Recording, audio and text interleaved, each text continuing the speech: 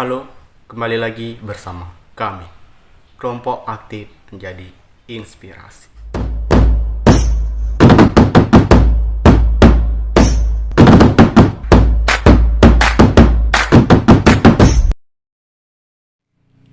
Baiklah, pada kesempatan kali ini kami akan membahas mengenai audit persediaan. Tapi sebelum kita memasuki pembahasan, nggak ada salahnya apabila kalian support channel ini dengan cara subscribe dan like video ini. Baiklah, langsung saja. Yang pertama, pengertian dari persediaan.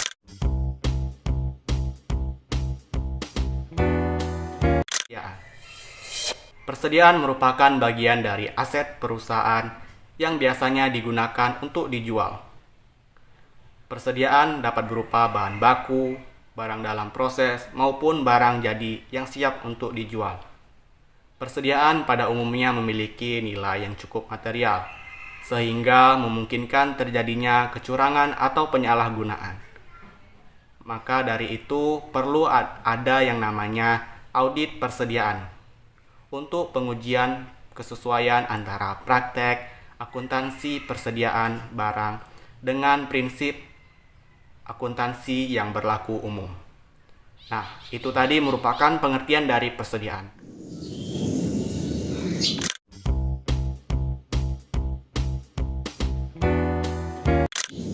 Baiklah, di sini saya akan menjelaskan tentang tujuan prosedur persediaan. Tujuan prosedur persediaan itu terbagi menjadi 14 bagian. Di sini saya akan menjelaskan 1-4-nya. Yang pertama adalah untuk memeriksa apakah terdapat kontrol yang cukup baik atas persediaan. Bagaimana sih ciri-ciri dari internal kontrol yang baik itu? Saya akan menjelaskan di sini beberapa ciri internal kontrol yang baik itu. A. Adanya pemisah dan tanggung jawab antara bagian pembelian, penerimaan barang, akuntansi, dan keuangan. Yang B. Menggunakan formulir yang bernomor urut tercetak seperti penerimaan pembelian, order pembelian, surat jalan, laporan penerimaan barang, order penjualan, faktur penjualan. Yang C. Untuk pembelian yang lebih besar itu menggunakan melalui tender. Yang D.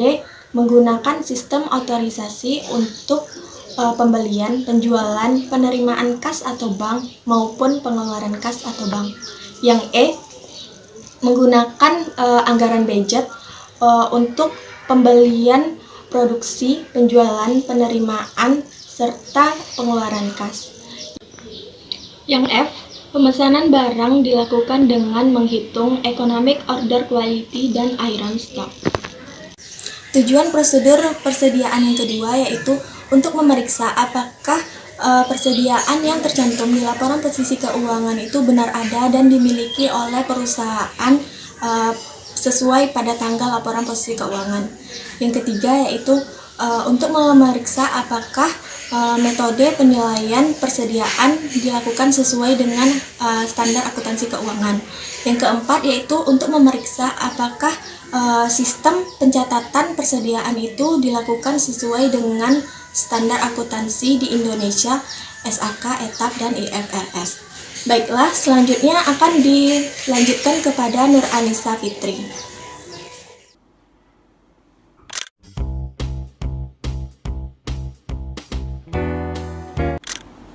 Baiklah, saya akan melanjutkan menjelaskan tentang tujuan pemeriksaan persediaan.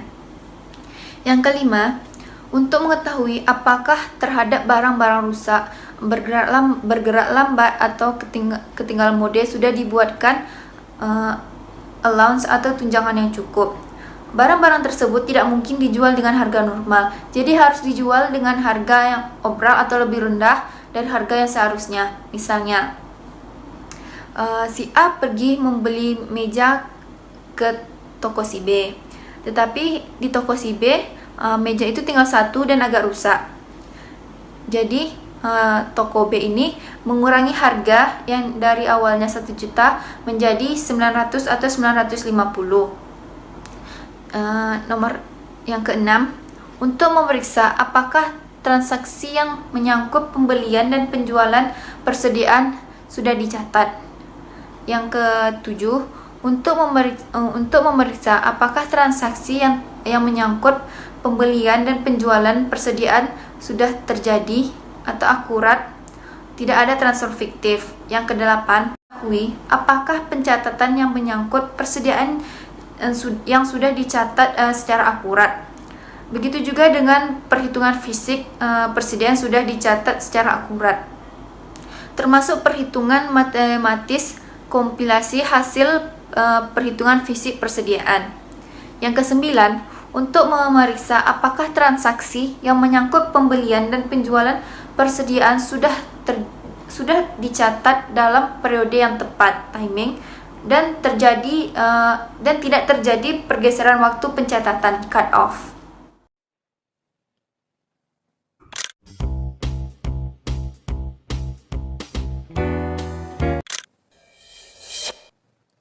Baiklah, saya akan melanjutkan menjelaskan tujuan persediaan. Tadi teman kita sudah menjelaskan 9 tujuan persediaan. Nah, yang ke-10-nya adalah untuk memeriksa apakah saldo persediaan sudah diklasifikasikan dengan tepat seperti bahan baku, bahan pembantu, barang dalam proses, dan barang jadi.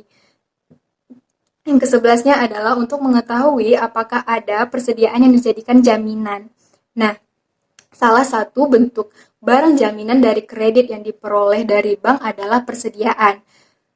Jadi, jika ada barang yang dijadikan jaminan, maka harus diungkapkan dalam pencatatan laporan keuangan. Yang ke-12 adalah untuk mengetahui apakah persediaan yang diasuransikan dengan nilai pertanggungan yang cukup. Persediaan yang diasuransikan sehingga jika terjadinya kebakaran, bisa diperoleh ganti rugi dari perusahaan asuransi sehingga perusahaan tidak mengalami kerugian atas kebakaran tersebut. Nilai pertanggungan dalam artian tidak terlalu besar dan tidak terlalu kecil. Nah, yang harus diwaspadai adalah perusahaan yang melakukan asuransi persediaannya dengan nilai pertanggungan yang besar nih. Yang terutama perusahaan dalam bisnis lesu sehingga mungkin perusahaan bermaksud untuk membakar persediaannya dan mendapatkan keuntungan dari ganti rugi tersebut. Yang ke-13 adalah untuk mengetahui apakah ada perjanjian antara pembeli atau penjual persediaan yang berpengaruh besar terhadap laporan keuangan. Maka harus diungkapkan dalam pencatatan laporan keuangan. Nah, yang ke-14 adalah untuk mengetahui apakah penyajian persediaan dalam laporan keuangan sesuai dengan standar akuntansi keuangan Indonesia.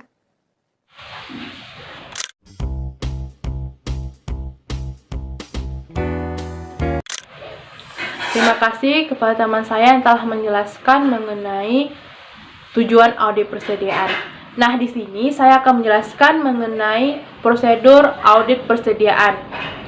Dalam prosedur audit persediaan di sini melingkupi pembelian, penyimpanan, pemakaian, dan penjualan atas persediaan. Dalam prosedur ini juga terdapatnya dua siklus. Siklus pertama itu ialah siklus pembelian terdiri dari utang dan pengeluaran kas. Dan siklus yang kedua itu ialah siklus penjualan terdiri dari piutang dan penerimaan kas. Nah, dalam prakteknya prosedur pemeriksaan persediaan itu melihat kondisi perusahaan yang akan diauditnya. Prosedur audit persediaan itu memiliki dua prosedur yang akan kita pelajari saat ini. Yang pertama itu ialah prosedur pemeriksaan untuk melakukan compliance test. Dan yang kedua itu adalah prosedur pemeriksaan untuk substansi test atas persediaan. Yang saya akan jelaskan di sini mengenai prosedur pemeriksaan untuk compliance test. Nah, dalam compliance test di sini memiliki dua langkah-langkah yang kita harus perhatikan saat ini, yaitu auditor mempelajari dan mengevaluasi internal control atas persediaan. Nah, dalam langkah yang pertama ini terdirinya dua kriteria yang kita harus pahami.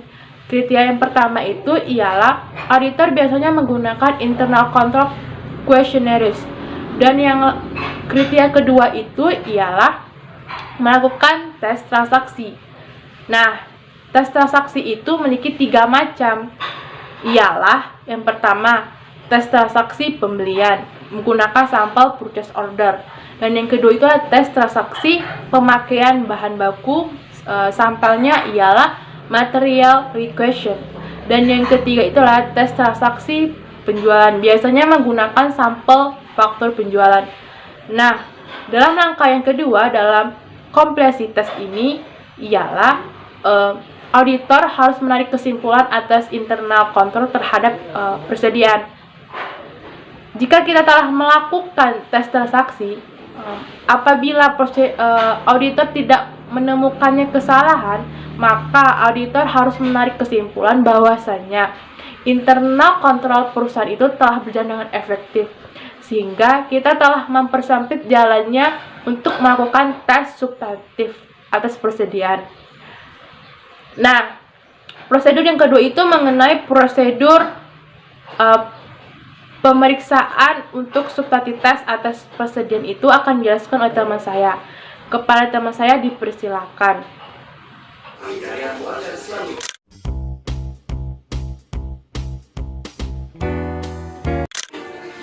Baiklah, saya akan menjelaskan tentang prosedur pemeriksaan substantif atas persediaan. Yang pertama ialah melakukan observasi atas perhitungan fisik atau stock of name yang dilakukan perusahaan ataupun klien. Stock of name dilakukan untuk persediaan yang berada di gudang perusahaan, untuk barang consignment out, dan barang yang tersimpan di warehouse. Jika jumlahnya material, harus dilakukan stock of name. Jika tidak material, cukup kirim konfirmasi. Stock of name bisa dilakukan pada akhir tahun atau beberapa waktu sebelum atau sesudah akhir tahun. Yang kedua ialah minta final inventory list atau inventory compilation dan lakukan prosedur pemeriksaan dengan 4 cara. Yang pertama ialah melakukan cek material akurasi, ialah penjumlahan dan perkalian. Yang kedua, cocokkan quantity per book dengan stock card. Yang ketiga, cocokkan quantity per count dengan count sheet kita atau auditor. Yang keempat, cocokkan total value atau buku besar persediaan.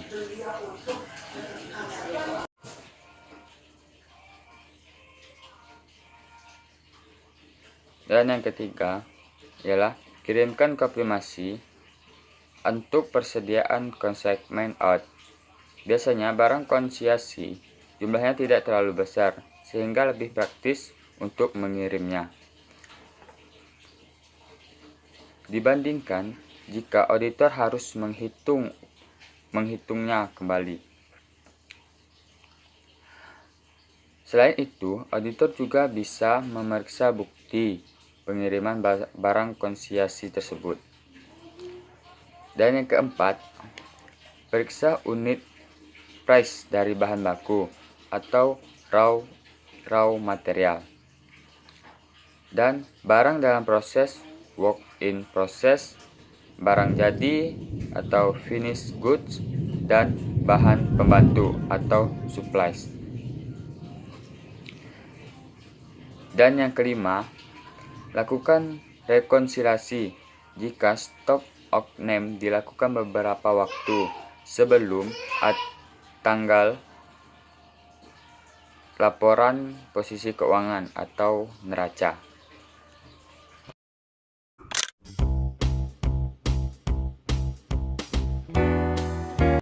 8. Periksa cut off penjualan dan cut off pembelian. Tujuannya untuk meyakinkan jangan sampai ada pergeseran waktu dalam pencatatan penjualan dan pembelian. 9. Periksa jawaban konfirmasi dari bank, perjanjian kredit, dan notulen rapat. Tujuannya ialah untuk mengetahui apakah ada persediaan yang dijadikan sebagai barang jaminan atas kredit yang diperoleh perusahaan dari pihak ketiga. Jika ada, tentunya akan disebutkan dalam jawaban konfirmasi bank, perjanjian kredit, dan notulen rapat. 10. Periksa apakah ada sales atau purchase commitment pertanggal laporan posisi keuangan. Jika ada purchase atau sales commitment yang menimbulkan kerugian yang material bagi perusahaan dalam periode berikutnya, Hal tersebut harus dijelaskan dalam catatan atas laporan keuangan.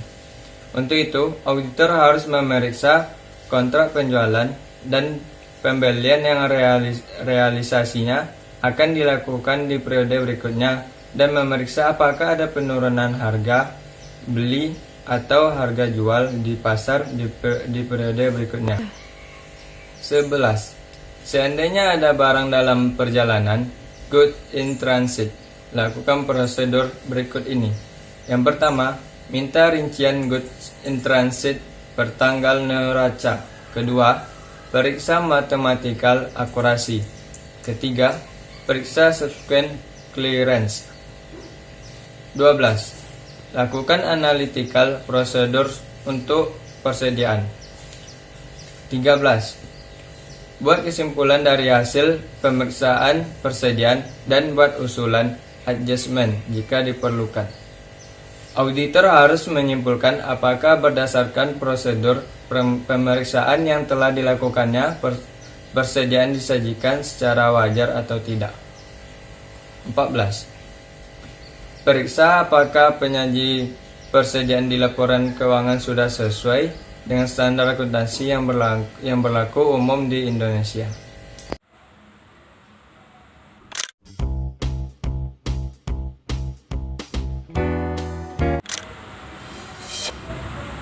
Baiklah, saya akan menjelaskan contoh kasus yang pernah terjadi pada audit persediaan. Nah, para audiens sekalian tahu dong PT Kimia Farma. PT Kimia Farma adalah salah satu produsen obat-obatan milik pemerintah di Indonesia. Nah, apa sih yang terjadi dengan PT Kimia Farma? Jadi, pada tanggal 31 Desember 2001, manajemen PT Kimia Farma melaporkan adanya laba bersih sebesar 132 miliar. Wow, cukup sangat besar sekali dong laba tersebut. Jadi laporan tersebut diaudit oleh Hans Tuanakota dan Mustafa atau HTM. Jadi, dari laporan tersebut, Kementerian BUMN dan Bapepom merasa bahwa laba tersebut cukup sangat besar dan memiliki unsur rekayasa. Jadi, laporan tersebut diaudit kembali atau diaudit ulang. Jadi, pada tanggal 3 Oktober 2002, ternyata laporan tersebut memiliki kesalahan yang sangat mendasar. Nah, jadi pada laporan keuangan yang baru terdapat keuntungan sekitar 99,56 miliar atau lebih rendah dari 32,6 miliar atau 24,7% dari laba sebelumnya. Nah, kesalahan apa sih yang timbul akibat dari itu? Pertama, adanya unit industri bahan baku yang memiliki overstate penjualan sebesar 2,7 miliar dan unit logistik untuk persediaan untuk overstate persediaannya itu sebesar 23,9 miliar. Nah, yang kedua itu ada unit perdagangan badan farmasi yang memiliki overstate penjualannya itu overstate persediaannya itu sekitar 8,1 miliar dan overstate penjualannya itu 10,7 miliar. Nah, kesalahan penyajian yang berkaitan dengan persediaan timbul karena adanya daftar harga persediaan yang digelembungkan. Nah, jadi direksi Kimia Farma ini menerbitkan 2 daftar harga persediaan. Nah, jadi pada tanggal 1 dan 3 Februari atau lebih tepatnya daftar harga 3 Februari itu digelembungkan dan dijadikan nilai dasar untuk 31 Desember 2001. Nah, selain kesalahan penyajian persediaan, dia pun juga ada kesalahan penyajian di dalam penjualan. Nah, kesalahan penyajian dalam penjualan ini nih penjualan ganda. Nah, jadi penjualan ganda ini nih dia itu tidak terlibat pada unit-unit yang disampling oleh KAP, oleh auditnya. Nah, sehingga audit tidak dapat mendeteksi adanya kecurangan. Nah, jadi setelah Bapepam menyelidiki, ternyata KAP tersebut sudah melakukan pemeriksaan sesuai dengan standar audit yang berlaku. Nah, lalu dan juga menyelidiki adakah KAP tersebut atau auditor itu memiliki kerjasama dengan manajemen untuk melakukan kecurangan. Nah, ternyata tidak terdapat kecurangan yang terlibat dengan auditor. Nah, dari kesalahan tersebut, Kementerian BUMN menghentikan investasi saham yang dimiliki oleh negara, oleh pemerintah untuk dihentikan karena adanya penggelembungan. Nah, dari sini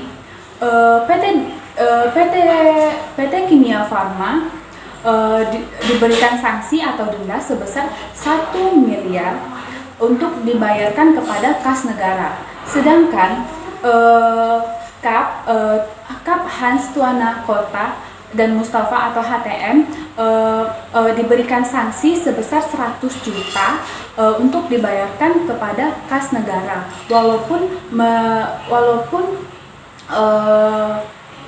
KAP tersebut tidak melakukan kecurangan, tapi KAP tersebut harus bertanggung jawab atas apa yang telah mereka lakukan karena tidak menemukan kesalahan pada laporan keuangan tersebut.